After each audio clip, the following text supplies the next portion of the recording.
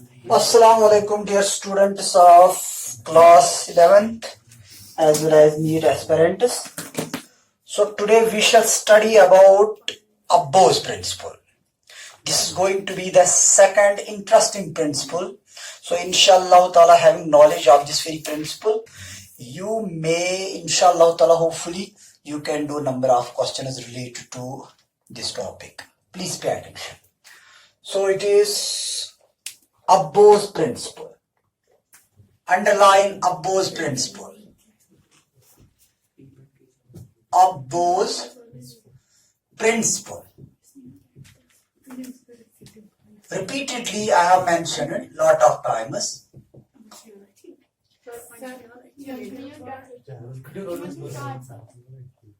क्या अच्छा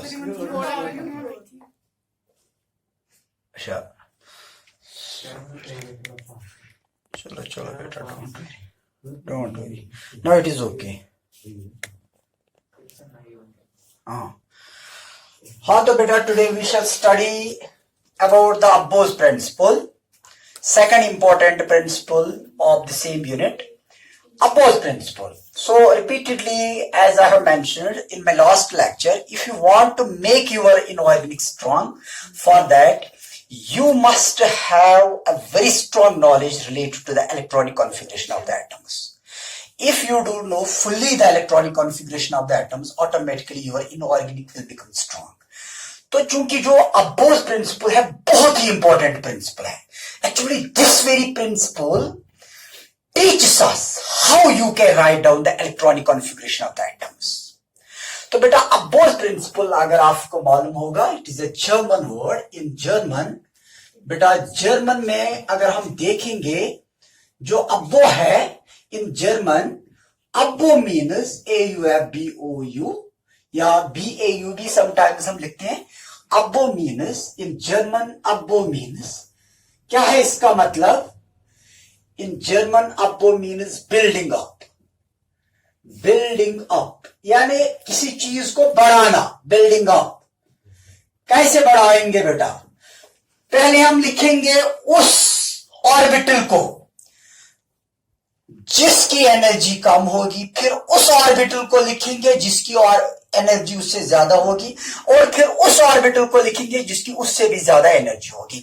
यानी कि अगर देखेंगे बेटा जो ये अब्बौस प्रिंसिपल है, अब्बौस प्रिंसिपल में हम बेटा क्या सीखते हैं या ये हमें क्या सिखाता है? अब्बौस प्रिंसिपल के हिसाब से that is the electronic configuration of atoms should be written in an increasing order of energies of orbitals. तो बहुत ही सिंपल है. आप पहले लिखेंगे उस ऑर्बिटल को बेटा जिसकी एनर्जी कम होगी, फिर उस ऑर्बिटल को लिखेंगे जिसकी एनर्जी उससे ज्यादा होगी, फिर उस ऑर्बिटल को जिसकी उससे भी ज्यादा एनर्जी होगी. तो जिसको हम कहते हैं असेंडिंग ऑर्डर में हमने ऑर्बिटल्स को लिखना है, तो बेटा उसी असेंडिंग ऑर्डर में चूंकि अब्बौस प्रिंसिपल में हम ऑर्बिटल्स को लिखते हैं. तो यहां पे in German aufbau means building up. That is the electronic configuration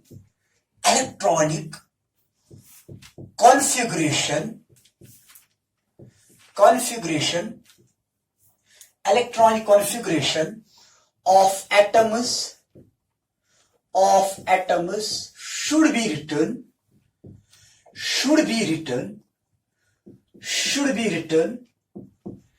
in an increasing order.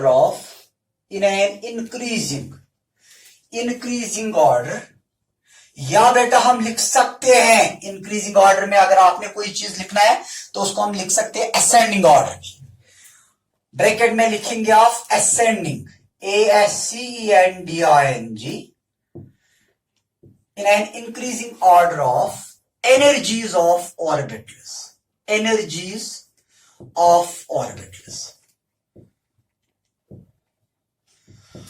अभी जो बेटा आपका यहाँ पे क्वेश्चन होगा, सर ये कुछ ज्यादा कुछ नहीं आया सर, आप क्या कह रहे हैं कि आप लिखो, जब आप इलेक्ट्रॉनिक कॉन्फ़िगरेशन लिखोगे तो आप लिखोगे energies in increasing order of energies of orbitals. बेटा लास्ट टाइम मैंने आपको थोड़ा सा कंसेप्ट दिया था, जो के शल है यानी कि के शल या शल नंबर 1, आपको मालूम है बेटा इसमें कितने सब शेल्स है, एक ही है 1s। तो बेटा जो शेल नंबर सेकंड है 2 या l, तो इसमें कितने सब शेल्स है, 2 सब शेल्स है 2s एंड 2p। अब ऐसे बेटा जाइए KLM, तो m में आप देख रहे हैं कि शेल नंबर थर्ड इसमें 3s 3p और बेटा 3d है, 4 तक ही अभी हम जाएंगे। तो बेटा जो n है दैट इज शेल नंबर 4, इसमें 4s 4p 4d और बेटा 4f। फिलहाल यहां तक आप जाइए। तो जैसे मैंने आपको लास्ट टाइम भी सिखाया, when we write down the electronic configuration of atoms, what we do usually, we start from 1s. After 1s, we shall write down 2s, similarly 2p, 3s, 3p, 3d. लेकिन यहां पे क्योंकि अब वो हमें यहां पे सिखाता है, ये एक सिमेट्रिकल रूल था कि आप पहले 1s को लिखेंगे, फिर 2s को, फिर 2p को, फिर 3s को, 3p को, 3d। लेकिन क्योंकि यहां पे एक मसला आ जाता है, यहां पे हम पहले लिखते हैं 4s को, फिर लिखते हैं 3d। तो इसी चीज को अब वो यहां पे क्लियर करता है कि why we first write down 4s and then 3d। तो इस चीज को बेटा आज हमने यहां पे क्लियर करना है, क्योंकि बेटा आज मैं आपको एक खास बात इसमें सिखाऊंगा। सब लोग कहते हैं Aufbau principle, Aufbau principle. Actually Aufbau principle जो है it is based on another principle, ये दूसरे प्रिंसिपल पे डिपेंड करता है, और बेटा उस प्रिंसिपल को हम बोलते हैं बोहर-बरीज प्रिंसिपल। तो बोहर-बरीज प्रिंसिपल ही असल में डिसाइड करता whether we should write down first 4s और 3d। तो यहां पे बेटा आप ध्यान रखिएगा, लेट अस टेक पोटेशियम 19, क्योंकि लास्ट टाइम मैंने आपको सिखाया बेटा how we can write down the electronic configuration of potassium 19। ध्यान रखिएगा। तो हम क्या करेंगे बेटा, यहां पे आप देख लीजिएगा, एक्सपेक्टेड मैं लिखूंगा पहले, एक्सपेक्टेड जो कि हम एक्सपेक्ट करते कि how we should write down the electronic configuration of potassium 19।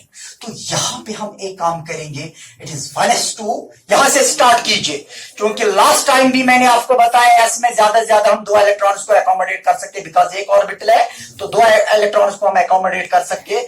तो बेटा 1s2 से हम स्टार्ट करेंगे, फिर बताइए क्या है, 2s2 2p6 3s2, हाँ बेटा 3p6, और यहां पे एक्सपेक्टेड की अभी मैं बात कर रहा हूं, जो आप उम्मीद कर रहे हैं। तो अगर 1s है, 2s है, 2p है, 3s है, 3p, तो 3d एक्सपेक्टेड है। तो यहां पे हम लिखेंगे 3d1। तो बेटा आप देखिए ये 19 आ जाएंगे, 2 2 4 6 10 2 12 6 18 एंड 1 19। तो हो गया। लेकिन बेटा ये एक्सपेक्टेड है, it is no more actual electronic configuration. If we are supposed to write down the actual electronic configuration, तो एक्चुअल में क्या है बेटा, यही यहां पे एक खास बात है। एक्चुअल में क्या है, ACTUAL एक्चुअल, एक्चुअल इसकी यही तो यहां तक आ जाएगी 1s2 2s2 2p6 3s2 3p6, लेकिन बेटा यहां पे आ जाएगा 4s1। Sir why not 3d, why 4s? तो इस चीज को हमने यहां पे क्लियर करना है, Y 4s Y not 3d। तो ध्यान रखिएगा, यहां पे हम लिखेंगे actually this principle is based on this principle. जो ये प्रिंसिपल है बेटा aufbau principle, this principle is based on, किस पे आधार रखता है, is based on another principle, and that is known as Bohr-Bariez principle, is based on another principle। शाबाश बेटा, क्या है वो, another principle, और बेटा वो क्या है, वो है Bohr-Bariez principle। ऐसे हाइपन डाल के Bohr-Bariez प्रिंसिपल। तो आज मेरे बच्चों को बेटा ये मालूम हो जाएगा सर क्या है बोहर-बरीज प्रिंसिपल। ध्यान रखिएगा, यहां पे आप बोहर-बरीज प्रिंसिपल को अंडरलाइन कीजिए, बोहर-बरीज प्रिंसिपल। आखिर क्या है बोहर-बरीज प्रिंसिपल, ध्यान रखिएगा। बोहर-बरीज प्रिंसिपल है, शॉर्ट में हम बताएंगे the sum of principal and azimuthal quantum numbers is known as Bohr Bury's principle. यानी कि शॉर्ट में हम बताएंगे the sum of n plus l, यानी कि the sum of n and l is known as Bohr Bury's principle. तो यहां पे बेटा आप मेंशन कीजिए द सम ऑफ, शॉर्ट में हम लिखेंगे द सम ऑफ, तो बेटा n plus l, the sum of n plus l rule is known as, लेकिन बेटा आपको मालूम है n here represents as the principal quantum number and l represents the azimuthal quantum number. तो ध्यान रखिएगा, अगर आपके क्वांटम नंबर्स पे बहुत अच्छा सा होल्ड है, so naturally you can do number of questions. बेटा समझ आ रहा है? तो यहां पे आप ध्यान रखिएगा, आपको मालूम होना चाहिए n के वैल्यूज कहां से स्टार्ट होते हैं, l के वैल्यूज कहां से स्टार्ट होते हैं। अगर इन दोनों पे आपको अच्छे से ग्रिप है तो आप बहुत सारे क्वेश्चन इसमें कर पाएंगे। The sum of n plus l rule is known as, इसी को बेटा हम बोलते हैं is known as Bohr Bury's principle. Short में मैंने यहां पे बताया बोहर-बरीज, इसको हमने ज्यादा डिटेल में नहीं लेना है, बोहर-बरीज प्रिंसिपल। अब बेटा यहां पे ध्यान रखिएगा, आखिर ध्यान रखिएगा बेटा, यहां पे जब हमने लिखी है इलेक्ट्रॉनिक कॉन्फ़िगरेशन ऑफ पोटेशियम, ये मैंने बताया कि हम एक्सपेक्ट कर रहे थे कि ये इलेक्ट्रॉनिक कॉन्फ़िगरेशन आनी चाहिए थी, लेकिन बेटा एक्सपेक्ट हमेशा एक्चुअल नहीं होता है। अब हम जब देखते हैं तो एक्चुअल में ये वाली इलेक्ट्रॉनिक, लेकिन यहां पे ये चीज क्लियर है, क्योंकि डेफिनेशन पे आप जाइए बेटा, आखिर डेफिनेशन क्या कहती है, the electronic configuration of atoms should be written in an increasing order of energies of orbitals. तो बेटा इसका मतलब ये है कि आप पहले उस ऑर्बिटल को लिखिए जिसकी एनर्जी कम है, फिर उस ऑर्बिटल को लिखिए जिसकी एनर्जी थोड़ी सी ज्यादा है, फिर उस ऑर्बिटल को लिखिए जिसकी उससे भी ज्यादा एनर्जी है। तो बेटा पहले छोटा, फिर उससे बड़ा, फिर उससे बड़ा, फिर उससे बड़ा एंड सो ऑन। यहां पे मैंने ये क्लियर करना है, पहले 4SE आएगा फिर 3D आएगा।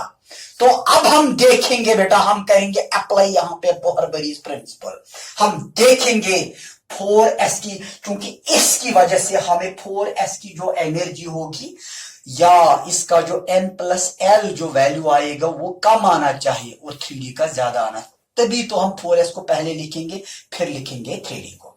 जरा ध्यान रखिएगा, दैट इज, हाँ बेटा पे अटेंशन, यहां पे अगर हम लिखना चाहेंगे 4S के लिए बेटा आपने लिखना है n प्लस l। जरा मुझे बताइए इसका बेटा यहां पे 4S के लिए अगर हम देखेंगे 4, तो n का वैल्यू तो 4 ही आएगा। क्लियर? सब लोगों को ये समझ आ रहा है बेटा अच्छे से? तो बेटा यहां पे अगर हम देखना चाहेंगे, क्योंकि यहां से ही है 4S, तो बेटा n का वैल्यू तो 4 आ रहा है, मैंने लिखा 4 प्लस बेटा s का वैल्यू l का तो s आता है, लेकिन आपको मालूम है s के लिए मैंने आपको बार बार बताया, इस चीज को आप जहन में रखिए, 0 1 2 3 या l is equal to s p d f। बेटा अगर s है तो वो 0 के बराबर है ना, तो यहां पे 4 plus 0 is equal to 4। Clear? समझाया बेटा? लेकिन अब हम देखेंगे 3D का। आप बताइए मुझे n प्लस l का वैल्यू क्या आएगा 3D के लिए, क्योंकि 3 है बेटा यहां पे, और d के बदले आप देखिएगा खुद ही, d के बदले हम 2 भी लिख सकते हैं। तो यहां पे 3 plus 2 is always equal to 5। जरा आप मुझे बताइए whether I was correct or incorrect. I was correct. Then I write down the electronic configuration of potassium 90, 1s2, 2s2, 2p6, 3s2, 3p6, 4s1। तो इसका मतलब ये क्लियर हो गया, पहले 4 आएगा बाद में 5 आएगा, क्योंकि आप लिख रहे हो लेखन गोड़ कोस लकुट ऑर्बिटल पत बोर्ड ऑर्बिटल पत तम खोद बोर्ड ऑर्बिटल पत तम खोद बोर्ड ऑर्बिटल।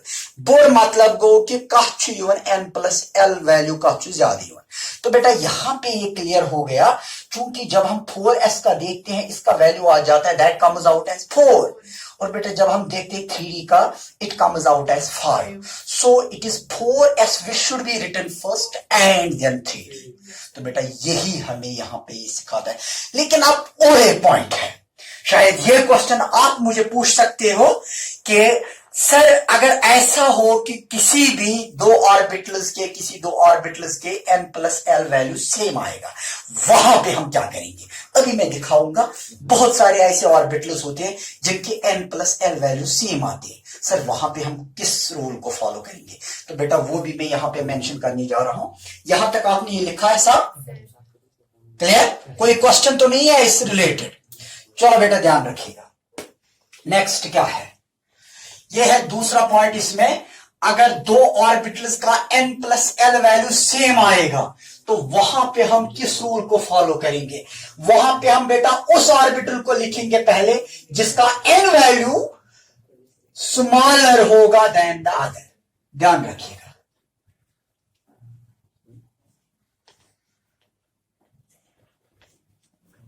इसमें अभी हमने बहुत सारी चीजें दिखानी है और इंशाअल्लाह ताला इसको आप अच्छे से फॉलो करेंगे तो आपकी इलेक्ट्रॉनिक कॉन्फ़िगरेशन हमेशा स्ट्रांग होगी।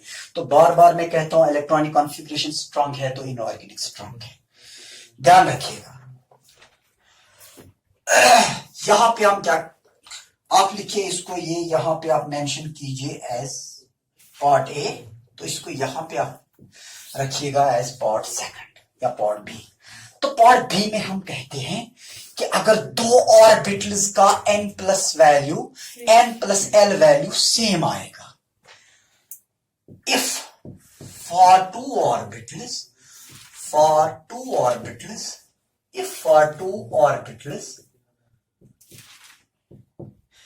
n+l value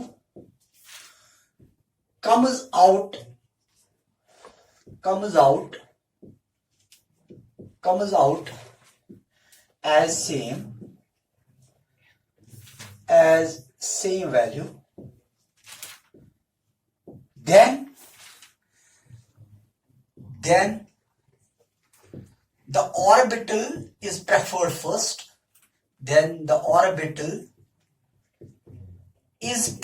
first. उस ऑर्बिटल को हम पहले प्रेफरेंस देते हैं। is preferred first whose n value is smaller। जरा ध्यान रखिएगा। अभी आप ये कहेंगे बेटा कि सर हमें समझ नहीं आया, अब जरा एग्जाम्पल से इसको क्लियर कीजिए। जरा ध्यान रखिएगा। हम बेटा एक काम करेंगे, जरा ध्यान रखिएगा। 3s को हम लेंगे, ठीक है? मुझे बताइए 3s में बेटा, 3s में n+l वैल्यू क्या आएगा? वो तो सीधे 3+0, तो बेटा वैल्यू क्या आएगा? 3। अब बेटा इसके साथ ही 2p का ले लीजिएगा, इसका वैल्यू क्या आएगा? n+l। वो तो 2+1, अभी मैंने p के लिए तो 1 होता है, तो बेटा इसका भी तो 3 आ गया। अब आप किसको पहले प्रेफर करेंगे? वहां पे देख लीजिएगा। यहां पे हमने लिखा था if for two orbitals n+l value comes out as same value, तो दोनों का सेम वैल्यू आ गया ना। अब आप क्या करेंगे? ध्यान रखिएगा मैंने क्या लिखा है। Then the orbital is preferred first, उस ऑर्बिटल को आप ज्यादा प्रेफरेंस देंगे whose n value is smaller। जरा दोनों में देखें n वैल्यू किसका स्मॉलर? इसका है ना स्मॉलर। तो बेटा यहां पे ये हम लिखेंगे, पहले 2p लिखेंगे फिर 3s लिखेंगे। क्लियर? यहां पे आप लिखेंगे therefore 2p is preferred। ये बेटा इसमें दूसरा पॉइंट था, is preferred first and then फिर किसको? and then 3s। क्योंकि यहां पे ये क्लियर हो गया, इसका n वैल्यू स्मॉलर है than that of the n value of 3s। क्योंकि इसका n वैल्यू तो 3 आ गया, इसका n वैल्यू तो 2 आ गया।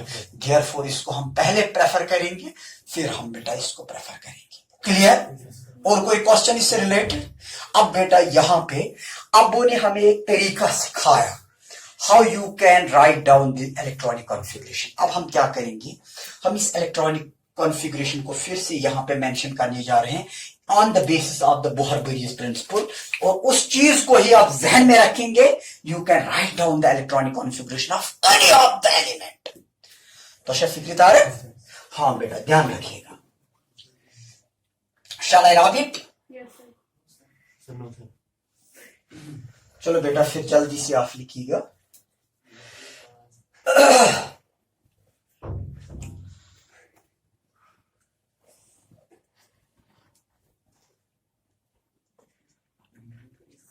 ये इंपॉर्टेंट पॉइंट है, जरा आप मुझे बताइएगा। 1 more 7s 5d। जरा बताइए दोनों में से पहले हम किसको लिखेंगे? बाकी जो बच्चे लिख रहे हैं वो लिखेंगे। हाँ पहले 5d को लिखेंगे या 7s को? एक चीज मुझे बताइए, n प्लस एल वैल्यू इनका दोनों का क्या आएगा? That comes out as same, that is 7। क्योंकि इसका आप देखिएगा n plus l, that is 7 plus 0 is equal to 7। और बेटा इसका n plus l, that is 5 plus 2 equal to 7। तो बेटा ये क्लियर है, क्योंकि n वैल्यू 5d का स्मॉलर है than that of 7s, so 5d comes first and then 7s। Clear? हाँ बेटा अब ध्यान रखिएगा। अब हम दिखाएंगे आपको बेटा हाउ वी शुड रिमाइंड और remember the Abos principle. Now I'm going to write down the electronic configuration in terms of the Abos principle. See, हमने क्या करना है आपको तो मालूम है बेटा, और फिर आप मुझे लिख के देंगे किसी भी एलिमेंट की इलेक्ट्रॉनिक कॉन्फ़िगरेशन। क्योंकि यहां पे मैंने बताया था पोटेशियम 19 को हम क्या प्रेफर करते हैं, 4s1 को हम प्रेफर करते हैं देन दैट ऑफ 3d। तो यहां पे आप ध्यान रखिएगा, इसको हम कैसे रिमाइंड कर सकते हैं, रिमेंबर ध्यान रखिएगा। क्योंकि बेटा मैंने आपको बताया, सब लोग हाँ बेटा पे अटेंशन। तो ये है शल नंबर फर्स्ट। तो इसमें बेटा अब मैं शॉर्ट में लिखूंगा, इसमें कितने सब शल्स है? एक ही है, 1s। हाँ बेटा मतलब फिलहाल आप देखिएगा जो फर्स्ट शल है उसमें सिर्फ एक ही सब शल है, 1s। तो बेटा आप मुझे बताइए जो सेकंड शल है 2s और बेटा है 2p। थोड़ा बने उस गोबर में सर्कलस में थोड़ी तो मैं क्लोज करें। फिर आप क्या करेंगे, जो थर्ड वन है 3s 3p 3d। क्लियर? फिर बेटा शल नंबर 4 को हम कैसे लिखते हैं? 4s 4p 4d 4f। फिर बेटा next 5s 5p 5d 5f। फिर बेटा मैंने बताया आपको 6s 6p 6d। जरा प्लीज ध्यान रखिएगा। फिर बेटा 7s 7p। तो बेटा यहां पे आप लिखिएगा 8s। क्लियर? कोई खास चीज इसमें तो नहीं है बेटा, मैंने जैसे चूंकि हम लिखते हैं इलेक्ट्रॉनिक कॉन्फ़िगरेशन को वैसे मैंने यहाँ पे मेंशन किया, यहाँ पे ऑर्बिटल्स को या सबशेल्स को। अब हम एक काम करेंगे, अब देखिएगा इसको हम बेटा ध्यान रखिएगा, यहां से एंटर होना है इस ऑर्बिटल में और यहां से एग्जिट होना है, यानी कि यहां से एंटर होना है और यहां से एग्जिट होना है। बेटा ऐसे ही दिखाइएगा, यहां से एंटर होना है और यहां से एग्जिट होना है। This is based on aufbau principle. तो ध्यान रखिएगा बेटा, आप समझ लीजिए एक टेंजेंट हम ड्रा कर रहे हैं जिसमें कुछ ऑर्बिटल्स आ रहे हैं। तो यहां पे आप देख लीजिएगा, जो फर्स्ट एरो है उसमें सिर्फ एक ही ऑर्बिटल आता है, जो सेकंड एरो है उसमें भी एक ही ऑर्बिटल आता है, और जो थर्ड है उसमें बेटा 2 ऑर्बिटल आ गए। हम देखेंगे 4 ऑर्बिटल्स आते हैं लेकिन 2 सबशेल्स आ रहे हैं इसमें। तो तो ऐसे ही आप बेटा इसको यहां पे मेंशन कीजिए, इसको ऐसे ही दिखाना है आपने। बहुत ही इंपॉर्टेंट पॉइंट है ये यहां पे बेटा। इसको जहन में रख के आप किसी भी एलिमेंट की 100% करेक्ट इलेक्ट्रॉनिक कॉन्फ़िगरेशन लिख सकते हैं। इसको जहन में रख के जरा बेटा अभी हम इसको फॉलो करेंगे। आपने ये बनाया, पहले बनाइएगा, फिर बेटा आप बाद में देखेंगे कि इसके हिसाब से अगर हम लिखेंगे पोटेशियम 19 की इलेक्ट्रॉनिक कॉन्फ़िगरेशन तो वो क्या आनी चाहिए। जरा आप देखिए, यही ऑर्बिटल्स आपको भी आ रहे हैं इसमें टेंजेंट में, first, second, third, fourth, fifth, sixth, seventh, eighth etcetera. तो बेटा आप देख लीजिएगा, यहां से ये मैंने तरीका दिखाया बेटा। जब आप इलेक्ट्रॉनिक, प्लीज 1 मिनट आप ध्यान रखिएगा, बाद में आप फिर से लिखिए। जब आपने किसी भी ऑर्बिटल या सबशेल में एंटर होना है, यहां से एंटर हो जाएगा प्लीज, वरना आप ऐसा करेंगे कि सर ये फिनिश यहां पे हो गया, हम यहां से आ जाएंगे। ऐसा नहीं करना है, then you are once again wrong. Clear? तो बेटा अगर एंटर होना है, यहां से एंटर होना है, यहां से एग्जिट होना है। दैट इज वो, यहां से मैंने एरो भी दिखाया कि एंटर कहां से होना है और एग्जिट कहां से होना है।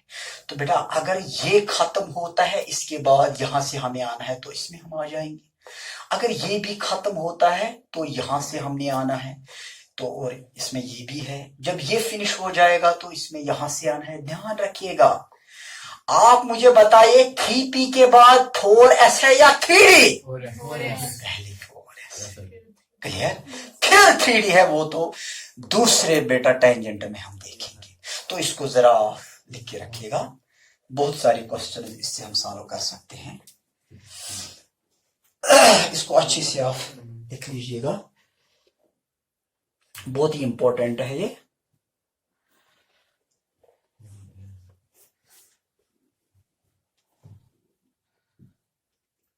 Potassium 19, electronic configuration of potassium 19।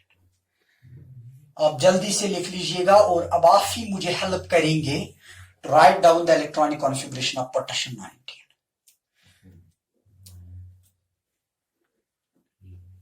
पहले बेटा आप एक काम करेंगे, इसमें किसी को कोई प्रॉब्लम तो नहीं हो रही है, बहुत ही सिंपल है बेटा। जैसे कि मैंने थोड़ा सा यहाँ पे दिखाया कि आप टेंजेंट इसमें कैसे ड्रॉ कर सकते हैं। हाँ बेटा, ये लाइन्स कैसे ड्रॉ करनी है ये तो क्लियर है यहाँ पे। जल्दी से आप इसको दिखाइए और फिर आप लिखेंगे खुद ही, you should write down the electronic configuration of potassium 19। अब आप ही लिख के देंगे, जल्दी से दिखाइए। इसमें कुछ खास तो नहीं है, ऑर्बिटल थोड़ा सा इधर उधर भी हो जाएगा, कोई टेंशन की बात नहीं है। बस आपने ये दिखाना है कि किस एरो में कौन कौन से ऑर्बिटल्स आने चाहिए। Nice Arbina, nicely you have shown them.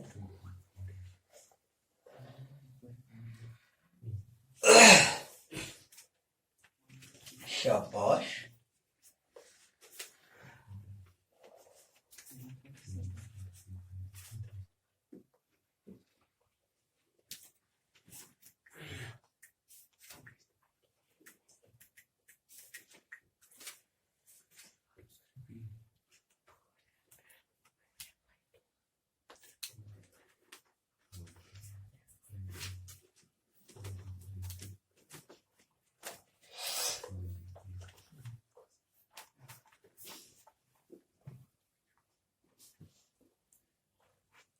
शाबाश बेटा।